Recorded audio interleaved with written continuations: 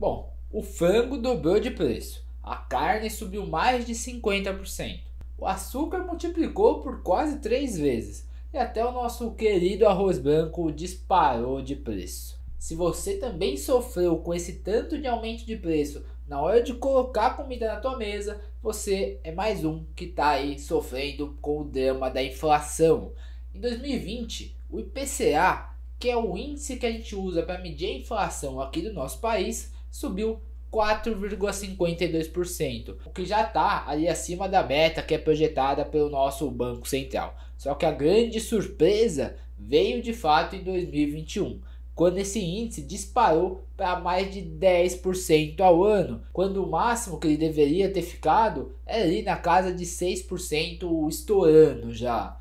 E o problema não ficou só nos alimentos. Quem tentou comprar um carro, fazer uma reforma em casa, com certeza sofreu com um aumento de gastos muito alto. Se você for olhar carro zero, então, Gol Bolinha tá saindo aí na casa dos seus 90 mil reais. Dá até para dizer que carro usado foi um dos melhores investimentos nos últimos 2 anos. Eu fui olhar a tabela FIPE do meu esses dias e tinha subido de um ano para o outro mais de 50%. Tá quase virando uma criptomoeda aí, carro usado, né? E depois de ver o seu poder de compra ser engolido pela inflação desse período, tem duas perguntas que devem estar martelando aí na cabeça da maioria dos brasileiros.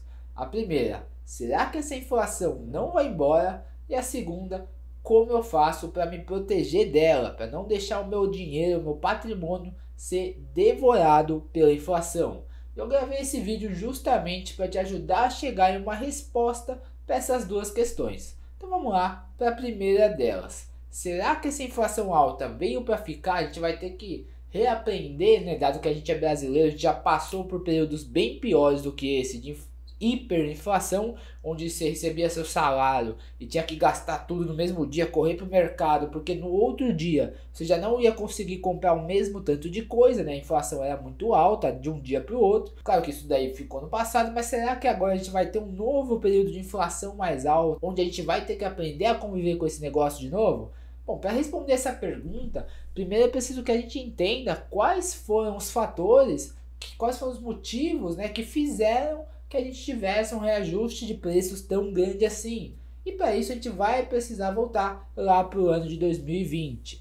Eu sei que já faz bastante tempo que tudo isso aconteceu e que de lá para cá a gente ficou até meio perdido, né, nessa noção de tempo. Nem parece que a gente já está no ano de 2022, mas já estamos aí quase chegando no carnaval. Mas se você lembra bem, foi lá no começo de 2020 que começou o surto dessa doença que a gente está tendo que lidar aí até hoje e deve permanecer até por mais algum tempo. E o home office forçado, né, que a gente começou a enfrentar logo em seguida do primeiro surto, ainda que ele tenha agradado muita gente que não aguentava mais olhar para a cara do chefe, causou também uma série de problemas econômicos de escala mundial. Vou me ater aí aos dois principais nesse vídeo, que foram os responsáveis pela maior parte do problema da inflação que a gente está enfrentando hoje. O primeiro deles é a impressão desenfreada de dinheiro que a gente teve por parte dos bancos centrais ao redor do mundo. O que aconteceu aqui foi que durante esse período, como as pessoas elas não podiam mais sair das suas casas, muitas empresas, sejam elas pequenas, médias ou grandes, que dependiam da presença de clientes para elas poderem faturar, como restaurantes, shoppings, comércio de rua e alguns outros tipos de serviços, eles, por exemplo, sofreram uma queda gigante na sua demanda.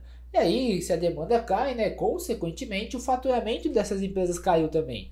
E aí, com essas empresas faturando menos e tendo menos demanda dos seus produtos e serviços, a reação imediata dos empresários, até para tentar sobreviver, né, tentar fazer com que a sua empresa não tivesse que fechar as portas, foi cortar custos. E a maneira mais fácil de você fazer isso, que é direto aí na veia, é você demitir pessoas, né? E aí foi que as demissões em massa começaram e, inclusive, é bem provável que você aí que está me assistindo tenha sofrido com isso ou conheça alguém que perdeu aí a sua principal fonte de renda nos últimos 2 anos.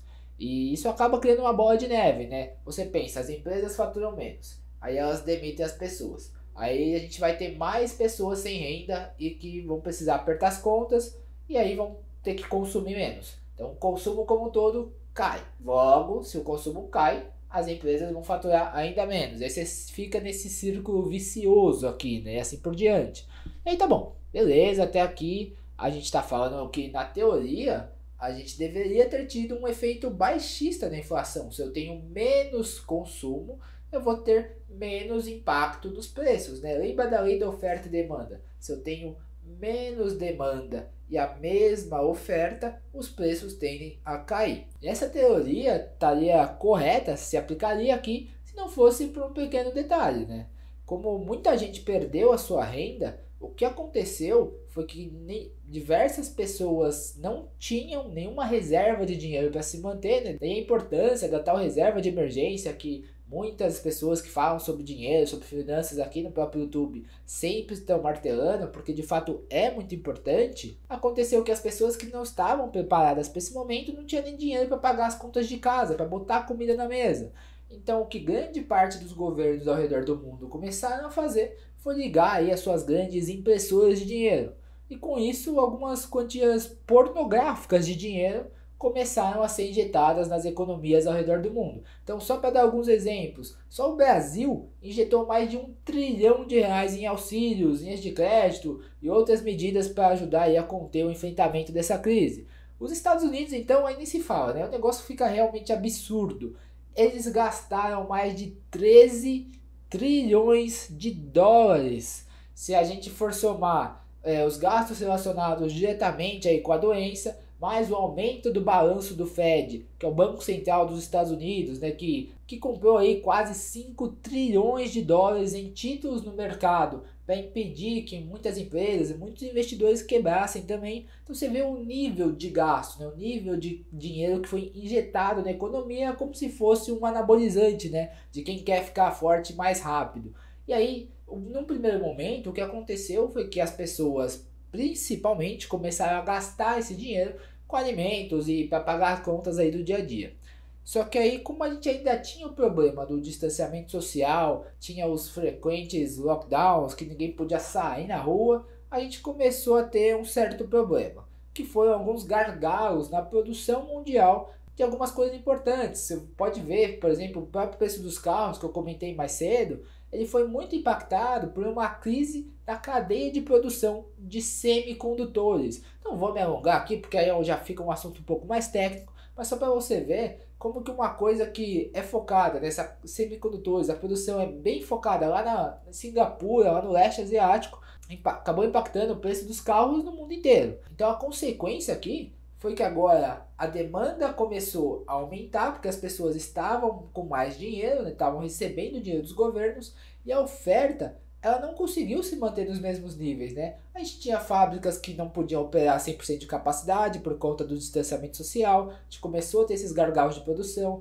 e aí isso começou a impactar preço de frete, começou a impactar preço de combustível, tudo isso acabou fazendo a oferta de produtos cair. Então, se a gente tem uma demanda aumentando e uma oferta caindo, aí a gente tem um impacto altista no preço dos produtos. E aí, conforme o tempo foi passando, a gente foi aprendendo a conviver com essa doença, as pessoas foram recuperando suas fontes de renda ou acumulando os auxílios pagos que elas não conseguiram gastar, né? Fora que quem não perdeu sua renda não tinha mais muito para onde gastar, a pessoa não podia sair de casa, então o máximo que ela podia fazer ali era pedir um iFood, vai. Então não podia viajar, não podia nem sequer ir ao shopping.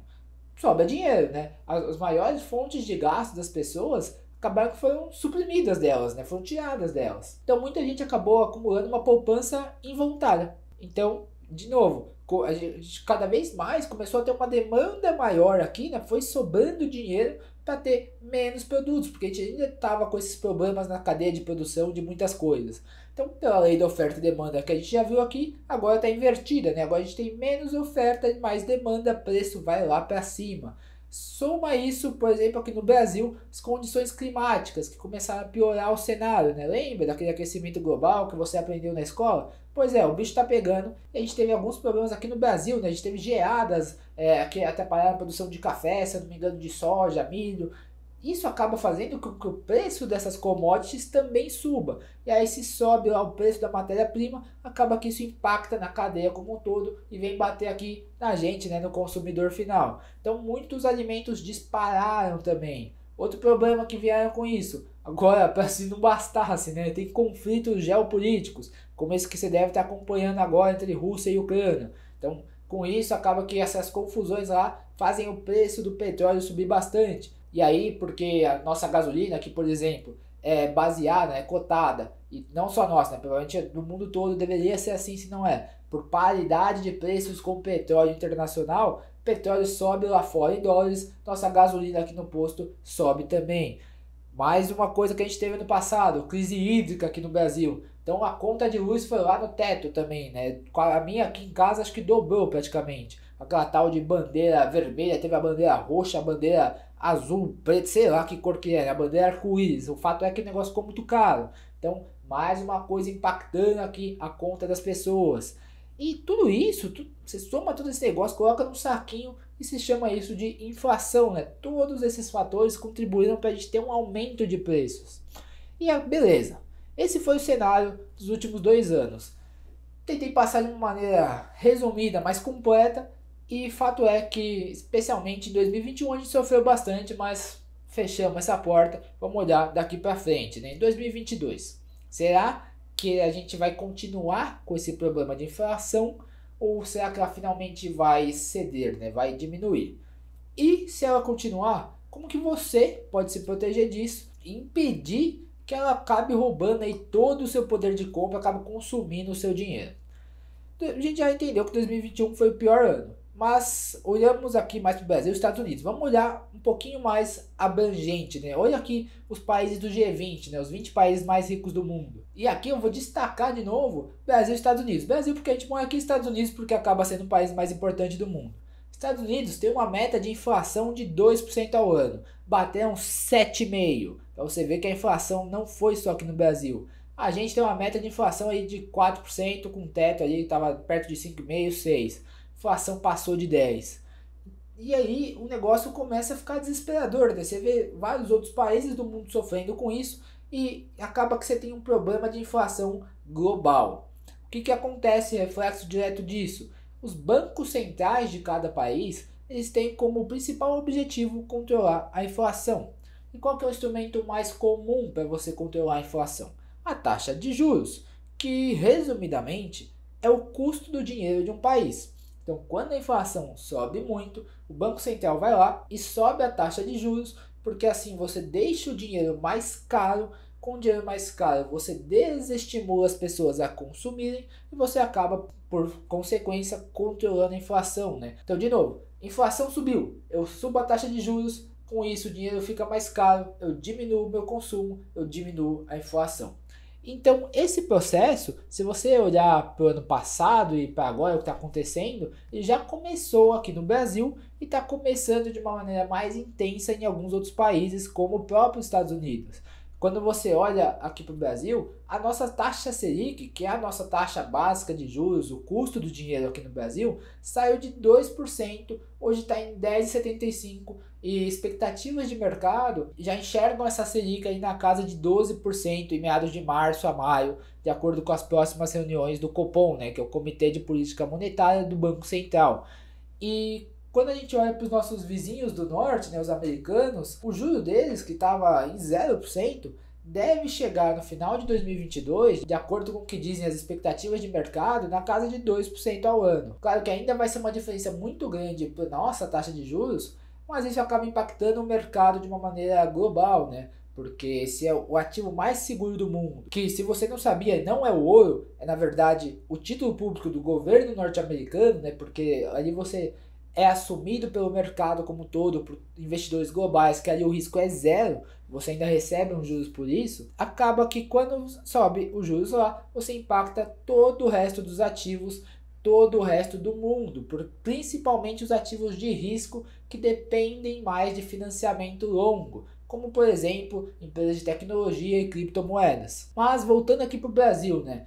A gente está falando que, considerando o que está acontecendo na política monetária, né, nesses aumentos de taxa de juros, que a gente tem uma expectativa da inflação cair, e se ela se manter por qualquer motivo que seja, como que você pode se proteger disso? Quando a gente olha aqui para o Brasil, considerando esse cenário, nossa conclusão imediata é que a renda fixa está voltando a ficar muito interessante, está voltando a pagar aqueles mais de 1% ao mês, que é o sonho aí de muitos investidores. E você pode usar isso para te ajudar a se proteger da inflação e ainda te fazer ganhar muito dinheiro. Por exemplo, você vai encontrar títulos aí na sua corretora, no seu banco, de renda fixa que vão te pagar 12, 13, 14% ao ano já pré-fixado, já garantido. Você vai encontrar fundos que vão render inflação mais 5, mais 6, mais 7% ao ano.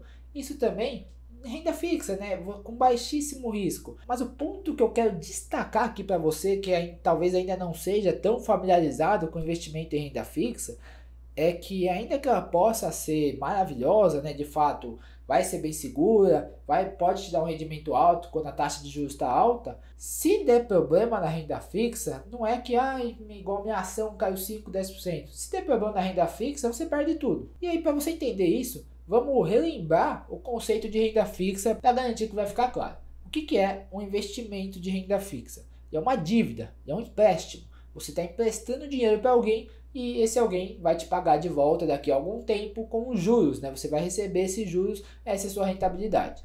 E qual que é o seu maior risco aqui? Esse alguém, por qualquer motivo, não te pagar, te dá o famoso calote. No mercado financeiro, a gente chama isso de default. Então, o ponto mais importante quando você vai investir em uma renda fixa, para garantir que você faça um investimento de baixo risco e garanta aí a sua rentabilidade alta, é que você empreste o seu dinheiro para alguém que vai te pagar de volta. É até meio óbvio, né? Você tem às vezes você tem amigos ou familiares que costumam te pedir dinheiro emprestado. Você, como uma pessoa inteligente que acompanha aqui o canal do La Dinheiro, sabe para quem que você pode emprestar que vai te pagar em dia até, e para quem que se você emprestar, na verdade é melhor você pensar que deu o dinheiro, né? Porque você não vai ver esse dinheiro de volta. Tenho certeza que você tem algum familiar ou algum amigo que é assim. E aqui entra um grande aliado do investidor pessoa física, do investidor comum que ainda não tem seus multimilhões de reais, que é o nosso querido FGC, o Fundo Garantidor de Crédito. Simplificando bastante o que é isso, você pode emprestar até R$250 mil para qualquer instituição financeira aqui do Brasil, via CDBs, LCIs, LCAs ou LCs, que é a letra de câmbio, qualquer um desses 4 títulos que você vai estar coberto pelo FGC. Então, se essa empresa vier a quebrar, vier a declarar falência, o FGC vai e te devolve esse dinheiro. Isso é excelente para a pessoa física que quer investir em renda fixa. Só que o problema aqui, principal, é que quando você quer buscar uma rentabilidade um pouco maior, geralmente você vai ter que sair do FGC. E beleza, ainda dá para buscar essa rentabilidade maior e ainda ter um baixo risco. Só que aqui fica um pouco mais complicado de você mensurar qual é o risco de quem você está emprestando. Por exemplo, quando eu quero emprestar para uma empresa não financeira, eu quero comprar uma debênture, um CRA, um CRI, ou vou emprestar dinheiro, por exemplo, para a Vale, para a Petrobras. Nesses dois casos é bem fácil saber que elas vão conseguir me pagar, né? São empresas muito sólidas, com um balanço bastante saudável, estou tranquilo. Agora, se eu quero mais risco, eu vou ter que ir para empresas menores. E aí descobrir se essa empresa menor consegue te pagar ou não, pode não ser tão simples assim. Por exemplo, uma operação que está no mercado agora, nesse momento, é um Crado Madeiro. Do Grupo Madeiro, sabe? Daqueles hambúrgueres que aqui em São Paulo, pelo menos, são bem populares. E é bem gostoso, comida e tal. Como cliente eu adoro. Só que eu não investi nessa empresa. Porque eu não fiquei confortável com o balanço financeiro dela, com as finanças dela. Eu não tenho certeza se durante o prazo da dívida, que era acho que 6 anos, se eu não me engano, se o Madeiro ia conseguir me pagar. Então eu preferi ficar de fora. Mas não é tão simples assim fazer esse tipo de análise. E até por isso que eu prefiro não fazer ela diretamente e, na verdade, delegar para quem é especialista no assunto. E como que eu faço isso? Através dos meus fundos de renda fixa, por exemplo. Vou até te mostrar aqui o exemplo de um deles, que é o RX Elba. Desde 2018, esse cara superou com folga tanto o IPCA, né, a inflação, como o próprio CDI. Sem eu ter que ficar me preocupando se eu estou escolhendo boas empresas para emprestar o meu dinheiro ou não. Então ele foi uma excelente maneira para me proteger da inflação, mesmo que a inflação foi muito alta em 2021. Se eu olho para os últimos 4 anos, eu estou ganhando dela com folga. Lembrando que esse fundo já é até isento de imposto de renda. Então essa rentabilidade que eu estou te mostrando aqui é o que eu pude botar no meu bolso, sem nenhum estresse, sem ter que ficar me preocupando, será que o Madeira vai me pagar ou não, será que fulano vai me pagar ou não. Eu só coloco meu dinheiro lá e deixo os especialistas, os profissionais que tocam esse fundo, fazerem o trabalho deles. Inclusive, se você quiser aprender qual é essa estratégia, né, que eu uso para investir em renda fixa e em outras classes de ativo, de modo que eu consiga uma alta rentabilidade e um risco muito baixo, inclusive usando esses especialistas em cada assunto para ganhar dinheiro por mim, e como que você ainda pode conhecer quem são eles, saber onde colocar o seu dinheiro, dá uma olhada no link que está aqui embaixo na descrição, no primeiro comentário também, para você conhecer o Clube dos Fundos de Elite. Porque assim você vai conseguir ter investimentos que vão te proteger da inflação, vão ganhar do CDI, independente de quanto o CDI ou a inflação seja, tendo a segurança de que ali tem um time de profissionais cuidando do seu dinheiro, trabalhando ali 24/7 para fazer você ficar mais rico, que poxa, de fato aqui a gente está falando de ganhar dinheiro enquanto você dorme, né? Sem ter que ficar ali lendo um monte de coisa, se preocupando demais. Aqui você está delegando isso para profissionais e está só aproveitando os frutos desse dinheiro. Agora, se você tem algum receio em investir em fundos, porque alguém te falou que eles são caros, que não vale a pena pagar taxa, dá uma olhada nesse vídeo que eu vou deixar aqui do lado para você entender de fato quanto custa investir em fundos de investimento, quais são as taxas que estão ali e se vale a pena ou não para você investir nesse tipo de ativo. Um grande abraço, te vejo no próximo vídeo.